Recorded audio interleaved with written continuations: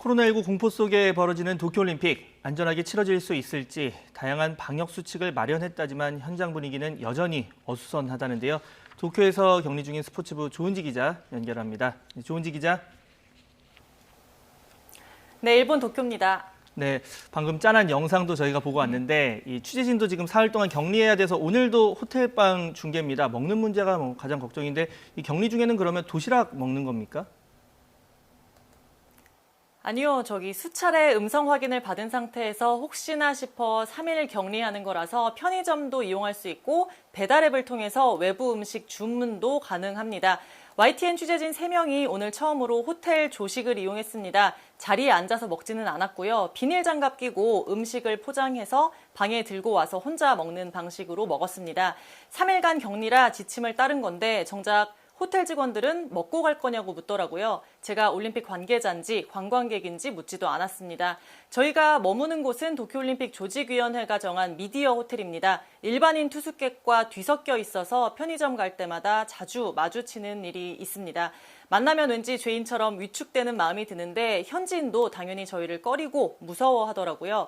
저희 우영택 조성호 기자가 조식 도시락을 담아오는 길에 일본인 모녀로 보이는 2명과 엘리베이터에 함께 탄 상황이 오늘 아침에 있었습니다. 외국인인 걸 알고 어린아이 입을 막더라고요.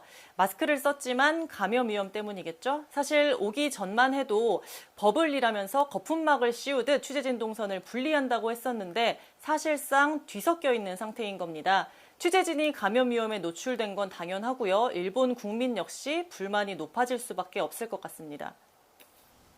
네, 먹는 것도 그렇고 지금 실내만 있어야 되고 건강이 상당히 좀 걱정이 되는데요.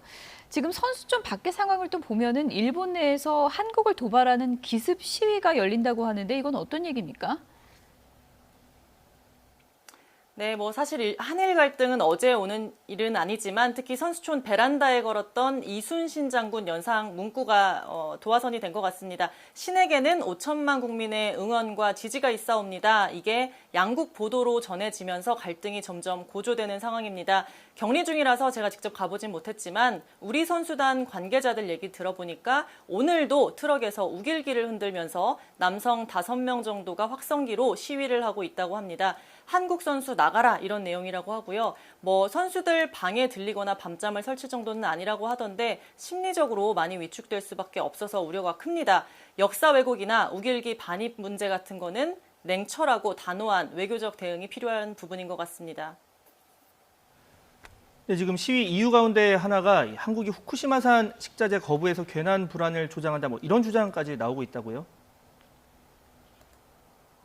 네, 선수촌 식자재에 후쿠시마산이 들어가면서 방사능 논란이 꾸준히 제기됐는데요. 일본 정치권에서는 이런 문제 제기가 후쿠시마 주민의 마음을 짓밟는 행동이다 이렇게 불쾌하게 받아들이는 분위기라고 합니다. 이런 분위기 속에 체육회는 선수촌 인근 호텔에 급식 지원센터를 열어서 오늘부터 조리를 시작을 했습니다. 선수단 입맛에 맞는 도시락을 제공할 계획인데 한국에서 쌀이랑 김치, 밑반찬 같은 건 싸왔고요. 신선도 유지가 필수인 육류나 생선은 호주산을 했을 걸로 보입니다.